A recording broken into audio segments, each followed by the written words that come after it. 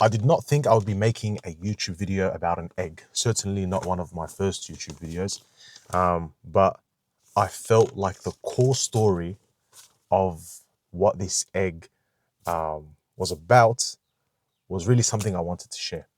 So something I've struggled with for a long time is if I set a goal and then because life gets so busy and I'm late, I will compromise in the sense where I'll be like, hey, I'm late. Let me just stop by 7-Eleven, buy myself, a muffin. Let me buy myself a protein shake, whatever.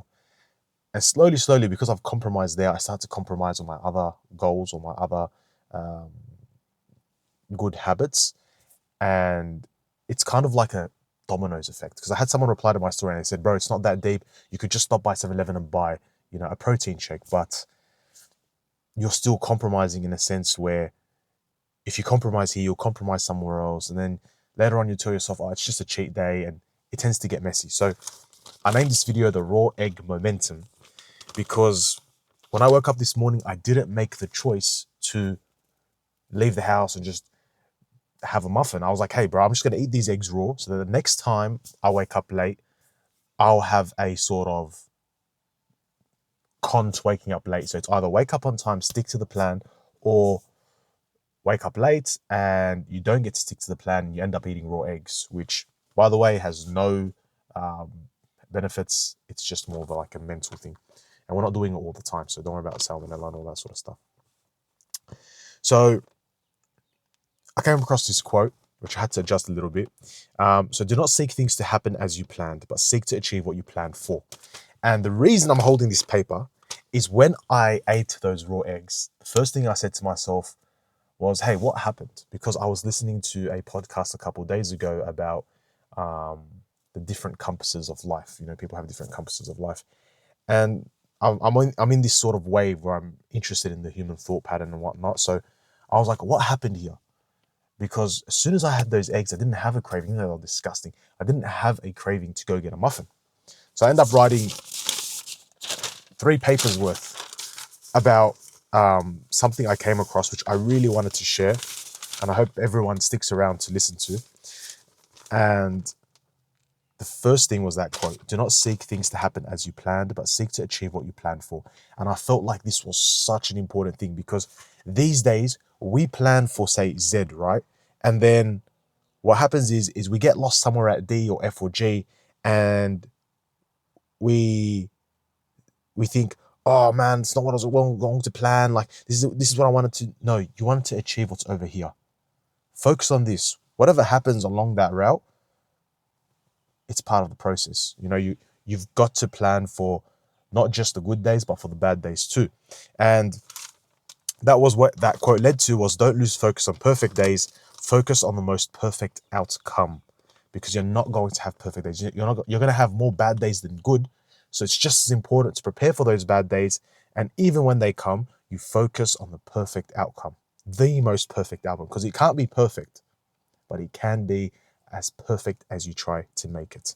And that's where, I was just, Googling these things, these 3 topics, and I came across these 4 quick points. So things are not going to go to plan.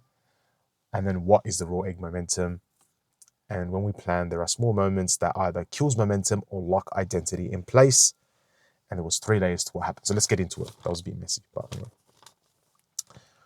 So the first one was identity-based habit reinforcement. This part is a little bit slow, but if you lock in, it's going to make the second part crazy. And it's not going to be a long video. So identity-based habit reinforcement, it's a psychological strategy.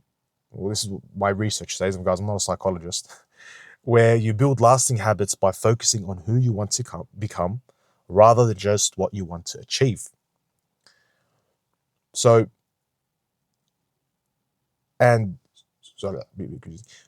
it's a strategy where you build lasting habits by focusing on who you want to become rather than just what you want to achieve. It's great to become an astronaut, but the essence of who you are in becoming the astronaut is just as important. It's great if you want to become an athlete, but what sort of athlete you are and who you become is key. Like, I think a great example here would be Muhammad Ali and Floyd Mayweather, right? You've got one boxer who's considered the greatest of all time, despite having defeats on his record, and arguably every single person's favorite boxer because of what he stood for in and outside of the ring. And you've got another boxer who's also a very accomplished boxer, undefeated, 50-0. A lot of people would say he's the greatest, and a lot of people just really dislike him. And it comes down to who he became on that journey to becoming the boxer. And everyone thinks that habits are about outcomes. They're not. Habits are about identity. And when I read that, I was like, hold on, but abs are made in the kitchen and abs come down to good or bad habits. So when I researched it, the answer was yes, abs are an outcome of habits. However, when we say habits are about identity, what we mean is it's those moments where you go to indulge or go off track. You ask yourself, what does a person who has abs do today regardless of outcome?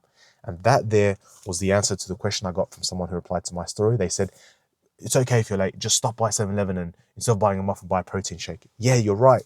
I'm not trying to diss you if you're watching this, but it's about those moments there. You know, if you think about your favorite bodybuilder, because everyone knows about bodybuilders, Arnold Schwarzenegger,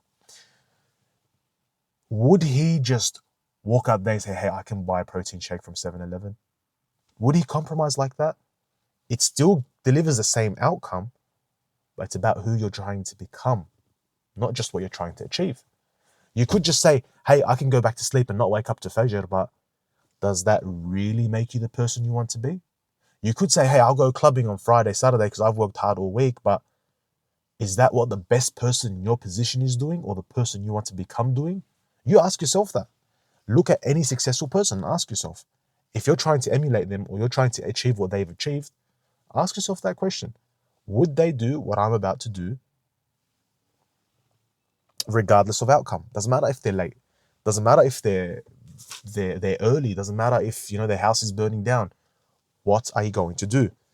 And that's where the whole egg scenario came into play, right? It's something which we weren't trying to do, but we ended up doing based off the research that, hey, doesn't matter if I woke up late. I'm sticking to the plan. Regardless of what's happening, the plan is the plan, and we're not changing that. And identity drives behavior, and behavior produces the outcome. So by drinking the egg, how did I build an identity-based habit? Bro, it's crazy. This is from an egg, bro. It's by proving to yourself that my identity is not conditional. And I felt like this was so beautiful. Why? Because we make choices in so many things, other things, bigger things. Like, for example, waking up for Fajr. What is your identity as a Muslim? Ask yourself that. Does the Muslim go back to sleep? If so, you've compromised on your identity. When you go to university and you've got an exam coming up and you decide not to study as an engineer, the core essence of it, you're not preparing. Have you compromised on your identity? You definitely have. And it goes with other things like going gym, hanging out with people, studies, work, etc. What is your identity? And this, the reason I'm saying this is because as I was looking into this, your brain is waiting to log your response in these moments. So, guys, this crazy thing I came across, your identity is one of the only things, well, I don't know if it's one of the only things, but I'm talking a bit of shit here. It's a Lebo side coming out. But your identity is one of those things where your brain never sets it in tune. Like, it never cements it. Your brain is constantly changing your identity, what you think about yourself, how you feel towards certain things. It's nuts. And as soon as I read this, I was actually in awe. Why? Because there's actually a hadith from Prophet Sallallahu Alaihi Wasallam where he says, a person will wake up a believer and go to bed a non-believer, will wake up a non-believer and go to bed a believer. And I'm not trying to make a correlation or anything, but I was just like, hey, that's like someone waking up and they're disciplined, the day finishes and they're off their head. And I was like, that makes so much sense because, you know, you come across someone who will say to you, I actually know someone, I know someone personally. He told me, you know, I used to hate people who partied and did drugs and smoked and all that sort of stuff. And I used to say, like, I used to look at him and be like, how could someone do something like this? And I used to look down on them. And he spiraled down a path where he did everything under the sun and he went completely off the path. And when you hear stories like that, and then you read something like this, you need to be more careful. You think that you slacking off in certain moments is going to be fine, but it's affecting you subconsciously. That friend who's always telling you to, hey, let's do this one more time. That family member that's dragging you, whispering to you to do something in a different way, or taking you to some place you shouldn't be. That phone call at night you shouldn't be making. That content on the phone you shouldn't be watching. That's all affecting your identity. That's all shaping your brain, the way you think, the way you feel.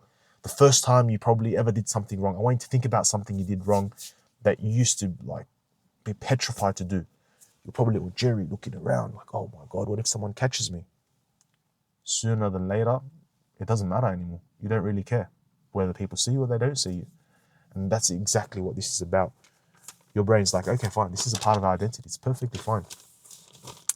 And then now the second most beautiful part was self-signaling. So I found this really incredible because self-signaling, I had to Google it until I could figure it out basically. And I kind of came down to it as it's kind of like the same way a father would remind his son who he should be. So we remind our brains of who we're trying to be. And we self-signal to ourselves on a daily basis. So you literally tell your brain, hey, this is what I want to do. You know, this is what I want to be, yada, yada, yada.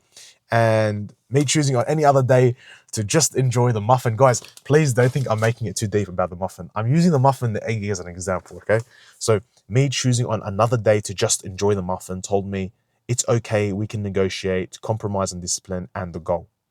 So any goal you have, that moment where you can just veer off track a little bit, it's just one day. You subconsciously self-signal to your brain that, hey, it's okay if we compromise on the goal. It's really not that deep. We can just let this one slide today. It's fine. And I felt like when I read this, could it be with everything? Could it be that we self-signal to our brains so much that we've become now to a point as a society where everything's okay? Like moral standards, ethics. I feel like, it's really gone down the drain. Now, when we ate the egg, or when you would do something similar to make the right choice, we did the opposite. We sent a signal to the brain that there is a goal or plan and you don't negotiate with myself. And subhanAllah, this kind of had a domino effect today. I normally buy a bottle of water from the petrol station, or I'd end up not drinking the right amount of water. And today I was just going to leave the house. I'm like, hey, it's 12 o'clock, I'm leaving, who cares? But then I was like, hold on. It takes you 1 minute to fill up this bottle of water. Your goal is to drink 2 liters a day. Why compromise? And I did just that. And once again, I've self-signaled to my brain that I don't negotiate with myself because the goal is the goal. And this matters because I always get asked the question, where do you get your motivation from? People talk about discipline, all that. I need you to understand something. Motivation is unreliable and self-trust is everything. Don't worry about discipline. Don't worry about motivation. Don't worry about self-esteem. Self-trust. Trust yourself. Gamble on yourself. Man, trust yourself to show up. Trust yourself to perform. Trust yourself to wake up. Trust yourself to be honest with yourself. Trust yourself to be real. Trust yourself that if you do something, you're going to commit. At the end of the day, nobody is going to trust you like you should trust you. You should trust yourself more than the person on your right or your left. And if you can't trust yourself, you can't commit to a goal. Trust yourself to show up every single day. And momentum is a fire. You need to understand that. You need to constantly be kindling it and giving it timber. And like any other fire, as soon as you start to give it rubbish, leaves, wet timber, you're gonna snuff it out. It's gonna become smoky. You can't see, it's gonna be cloudy. You don't want that. And that came to my last point, where I was really interested in the word consistency. And I love to cross over in languages, especially the Arabic language. And the word consistency in Arabic actually means istiqamah. And istiqamah in Islamic eschatology, I feel like a sheikh. Anyway, I'm not a sheikh, guys, and I'm not a scholar. I was just sharing my research, and I implore you to do your own research. In Islamic eschatology, istiqamah is a beautiful, beautiful word. It basically means, listen, to go straight in the right direction, istiqamah. An Arabic word that means to go straight in the right direction without deviation or swerving. Without deviation or swerving. I find that so beautiful because swerving, you end up You end up sometimes going a little bit to the right and then coming back on track. No, you don't do that. You don't go take the muffin. You don't go drink the protein shake. You don't go watch what you shouldn't watch on your phone. You don't go talk to who you shouldn't talk to. You don't go do what you shouldn't be doing or sleep where you shouldn't be sleeping. You make the right choice every single time for your goal. We make mistakes, definitely. But when it comes down to making a choice, that's our choice to make, and we're responsible for our own choices. Nobody else makes them for you. Can't be a mistake if you made that choice. If you set the goal that, hey, I'm going to eat my eggs every morning, and then you didn't eat your eggs, that's a choice you made. And consistency, although not all times perfect or beautiful, is fruitful in what it produces. You know, how many times have you heard famous people say they don't see what happens in the background? They just see the gold medal. They just see, Usain Bolt's 9.97 seconds on the 100-meter dash. Consistency, although not at all times perfect or beautiful, is fruitful in what it produces. The egg was not done perfectly, but we stayed consistent on our goal. We didn't eat the egg raw. We didn't eat the egg cooked. We ate the egg raw, but we stayed consistent on the goal. And I end with the Prophet ﷺ says, the most beloved deeds to Allah are those that are consistent, even if it is little. Guys, if you like this video, let me know in the comment section and I'll make some more, inshallah. I'll be putting the notes in my Instagram channel. You guys can just read them if you'd like. And if you can like, comment, share, it really helps so much. I would love to make more of this stuff. I really kind of have a passion for learning about the way we think, the way we act, why we do what we do. And it's Jum'ah, so Jum'ah Mubarak, and Assalamu alaikum wa rahmatullahi ta'ala wa barakatuh.